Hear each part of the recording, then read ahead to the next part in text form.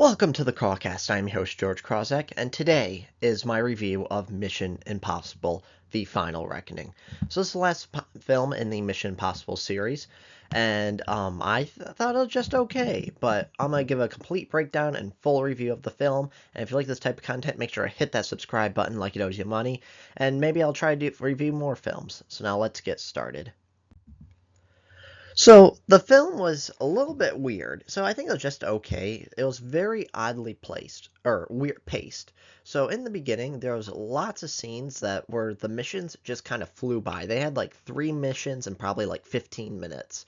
And so some scenes just flew by and then others kind of dragged out. And it was a nearly 3 hour movie. I think it was probably about it. The time says 2 hours and 50 minutes, so including credits, probably about 240, which is a very long movie. And I feel like only certain movies are able to like earn that insanely long watch time, and I don't really think this movie kind of did. So the movie left off, or the movie began where the last one left off. And it's kind of funny. So what it is the United States government is looking for Ethan Hunt, and they tell him on a VHS tape that they're looking for him. And so it's like, so the United States government knows his location well enough that they can give him a VHS tape, but they cannot send people like from the military to actually capture him. Like at least with some like technology, you can say, well, there's like some encryption or something like that stop the government from knowing his exact location. But it's literally a VHS tape, probably the least technological advanced like piece of technology there is. Like they should have easily been able to, if they give him a VHS tape, they should easily know where he is to give him that VHS tape. So now the main villain is the Entity. And so the Entity wants to take control of the world's nuclear arsenal and nuke the entire world. That has kind of changed from the last movie. In the last movie, the Entity is more of a tool instead of like an actual thing. And what I mean by that is that all these countries like Russia, the United States, France, Britain, they're all trying to get the keys to control the entity, because whoever controls the entity becomes the most powerful country in the world. And so the entity seemed like, okay, I don't really want to be controlled. I just kind of want to stay where I'm at. So somehow he made an agreement with Gabriel to stop these countries from trying to gain access to the entity. So now the entity wants to nuke the entire world, and I just don't really know why. Because if it nukes the entire world, then it's just kind of sitting there. Like, if there's no humans, no buildings, no nothing, it's literally just the entity just sitting there, nothing. And there's no real, like, goal or motivation. And I think the writers are just trying to, like, raise the threat of saying, like, oh, look, the entire globe's going to get nuked.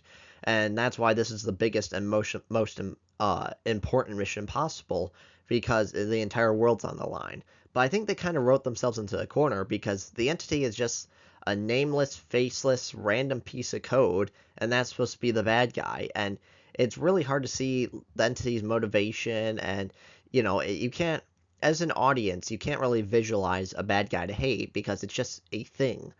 And also throughout the movie it is weird because anytime Ethan is like in a bind and people are debating on whether to help him or not, he just goes, well, the entity wants you to do that, so do the opposite. And then that just does the trick where he's like, where the people are like, well, if I want to do something and he tells me the entity wants me to do it, then I probably shouldn't do it.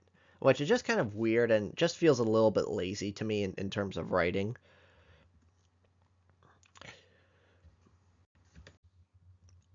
So this movie has two main components. So there's one device that has the keys to the submarine that you need to unlock, and the other one is like a poison pill that was designed by Luther to capture the entity.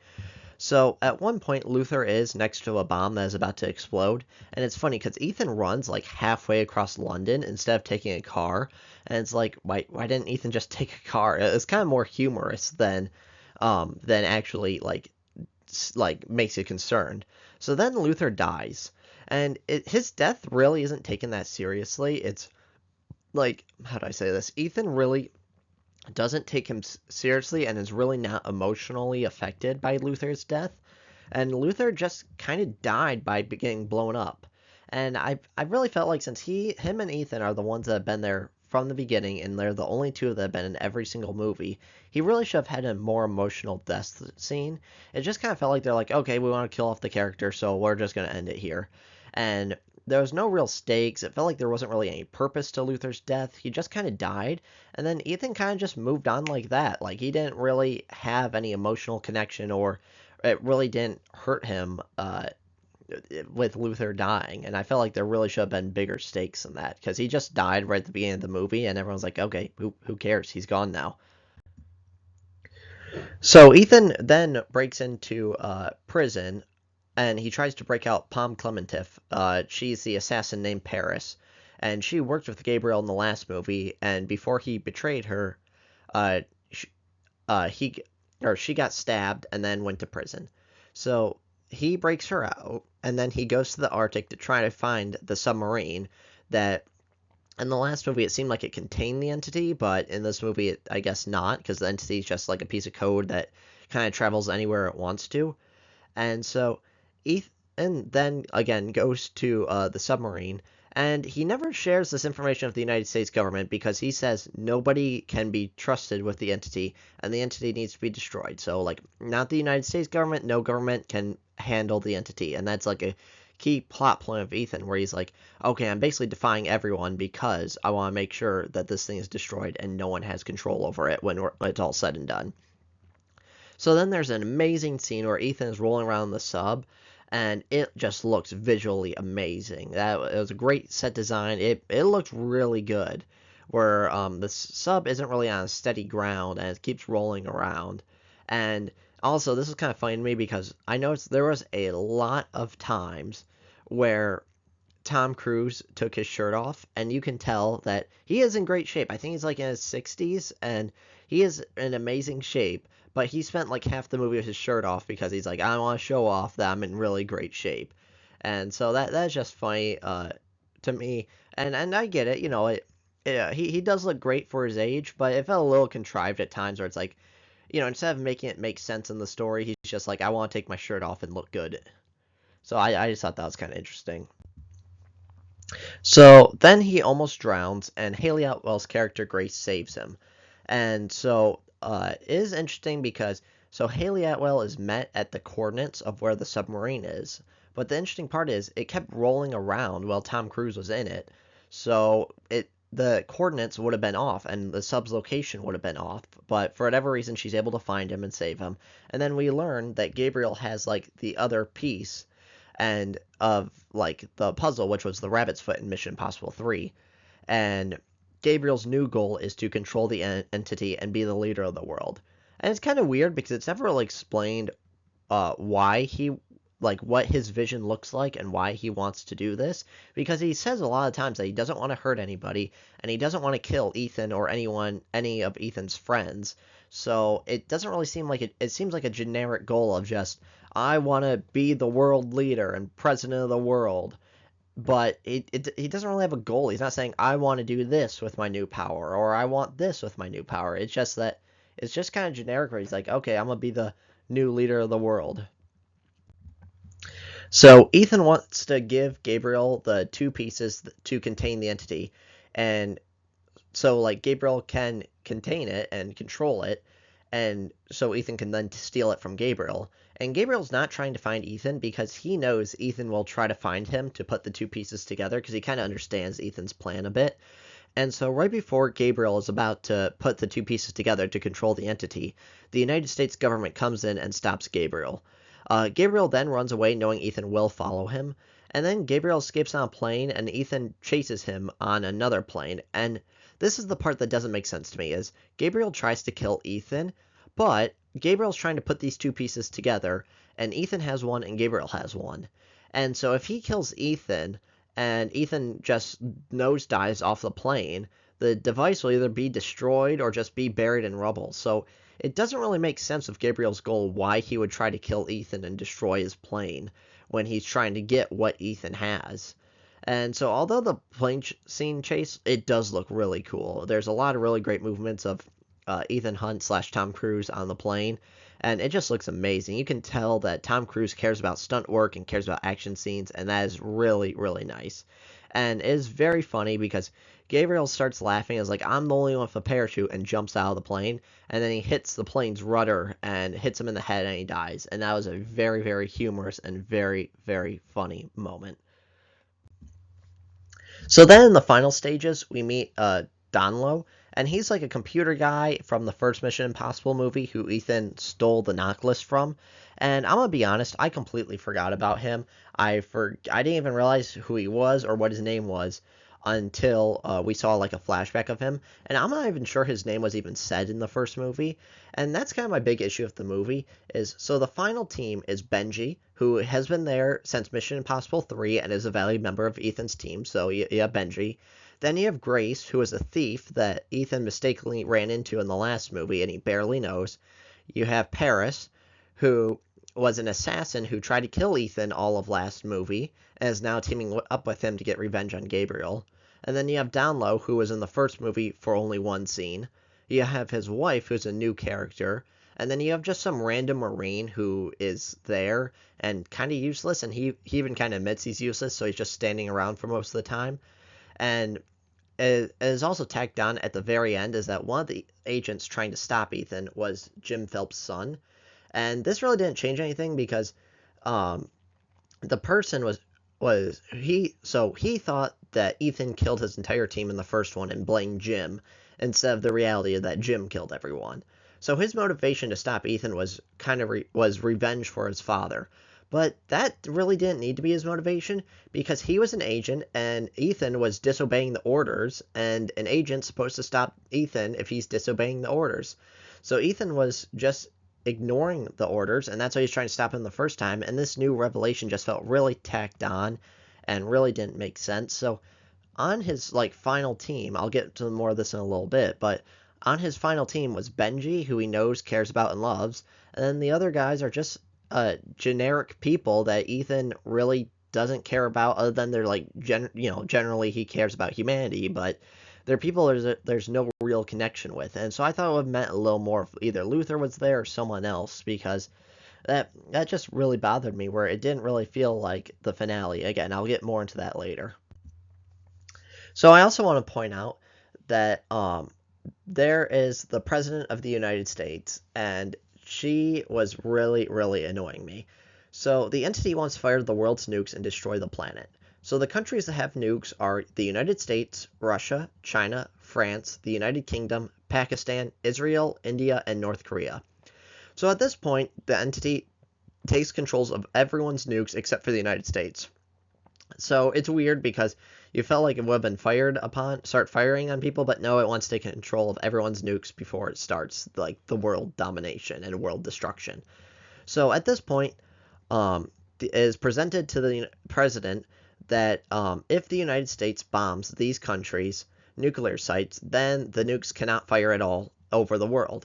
And they also suggest bombing a city of the United States to make it look like the entity was responsible for bombing these countries and it wasn't attacked by the United States. And what she does is she decides to shut down the United States nukes and not go after these places because she doesn't want to be the one that decides who lives and who dies. And quite frankly, I think that is just stupid. So at this point, she thinks either Ethan is dead or has just failed his mission. And so the choice is either the United States destroys the nuclear facilities and harms people in United States, Russia, China, France, UK, Pakistan, Israel, India, and North Korea, or all these nukes will be launched randomly and random people will die, probably including in the United States. And I just think that's stupid. Like, if you're the president of the United States and your choices are people in 8 countries will die, or people in 8 countries near their nuclear sites will die, and the United States is 100% safe, or these nukes are randomly fired and it may hit the United States and some people may die in the United States. And I think as president, elected by the people of the United States, they should come first. Like, if you have a chance, if tomorrow the president is given a choice, 1 million people die in the US or 1 million people die in France, you should choose the people dying in France to protect your own country. Just like I think the leader of France should protect his own people and choose, so if he's given the same choice, 1 million people die in France or 1 million people die in the US, he should choose the US because you're elected by your own people to protect those people. So I think it was just kind of nonsense, and like she was kind of acting like the president of the world instead of the president of the United States.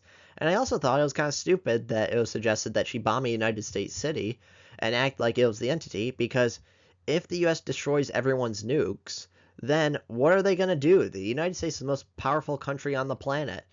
And these countries with no nuclear weapons, they can't respond, and there's basically no World War III. So that scenario just really bothered me, and I thought it was kind of stupid.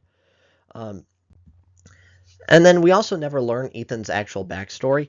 So in the last movie, it was hinted at that Ethan was framed for murder of a woman by Gabriel, and we just assume that it'll be explained in this one. And no, we never actually know what happened.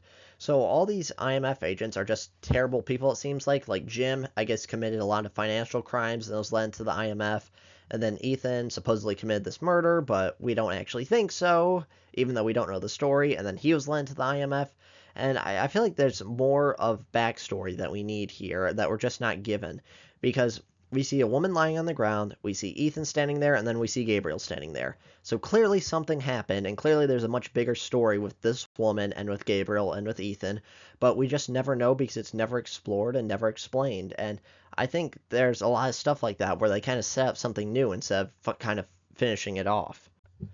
And that is my fundamental issue, is because other than Benji, all these people are new characters, and Ethan doesn't really have the same relationship with them as others. And I understand it's not their fault because you can't force actors and actresses to do something that they don't want to do, but it felt like this film really needed Rebecca Ferguson, Jeremy Renner, and Alec Baldwin, and especially Rebecca Ferguson as Elsa Faust. She was the best character in this franchise other than Ethan, and she just died from a little stab wound. Like, even Paris got stabbed, like, much harder, and she survived. And I felt like she deserved much better than that. And if I had to take a guess, I would say it's probably Rebecca Ferguson turning them down as opposed to them turning down Rebecca Ferguson. And I get it if she didn't want to do another movie. I really understand it. But it felt like this film really needed her. And the reason why I'm saying Rebecca Ferguson probably turned this down is because it felt like almost all of Haley Atwell's scenes were made for Rebecca Ferguson. This film really didn't feel like the end. And so at the end of the film, they captured the entity, and instead of defeating it, and Ethan just takes control of it. And it kind of felt like there was no finale to this movie. And there's no point where Ethan is like really too old or saying like he needs to retire. And there was never indication that he wanted to settle down with either Grace or maybe go back to Julia potentially. That this was just a run-of-the-mill Mission Impossible movie, and there was never really a send-off for Ethan. Like, if Tom Cruise did not say this was the final Mission Impossible movie, and I just watched this with zero ideas of this being the finale, I would have no idea. In watching the film, there's zero indication and there's zero lead up, and like nothing in this film is emotional, and nothing in this film says this is the final film. Because in the end, Ethan just kind of walks away with his team, like they're about to go on another adventure, and like I said, there's no indication that this is the actual finale. And that's what I think is the biggest problem with the film, is that either the studio or Tom Cruise did not have the guts to end it. Ethan Hunt should have died. His whole character is that he is the guy that puts everyone else's life ahead of his. He is willing to put his life on the line and to save his friends. He was willing to make the sacrificing play, and he needed to make the sacrificing play. And without that, there is real no end to this movie or franchise. It's just kind of business as usual. To the point where I'm honestly willing to bet like almost everything I have that within the next 10 years, I can guarantee you there'll be another Mission Impossible movie. It's just that I think Hollywood is just too scared to give characters proper send-offs because there's too much money in it. Like, look at what Disney is doing with Robert Downey Jr., bringing him back. And so I think when Tom Cruise feels like he either wants to play Ethan Hunt again or just wants a big payday, Ethan Hunt will return and they'll make another Mission Impossible movie. Because I think that since there's such a lack of creativity in modern Hollywood, that people are too scared to move on and too scared to end certain franchises because they have no idea how to create new ones, or they're not willing to create new ones. Like, look at all the most popular films in the last like 5 years. They're all legacy projects that have been in the works for like 20 years. And so I think that is a major issue the film is suffering from is the lack of willing to end it. So overall, I give this movie about a 4 out of 10. I thought it was decent. My big issue is that it just really didn't feel like an ending at all whatsoever to this franchise. Let me know your thoughts in the comments below. If you like this type of content, make sure to hit that subscribe button like it owes you money. And if you want to know my more immediate thoughts on certain things like football, wrestling, movies, make sure to follow me on Twitter at Crawcast, and I'll see you on the next one.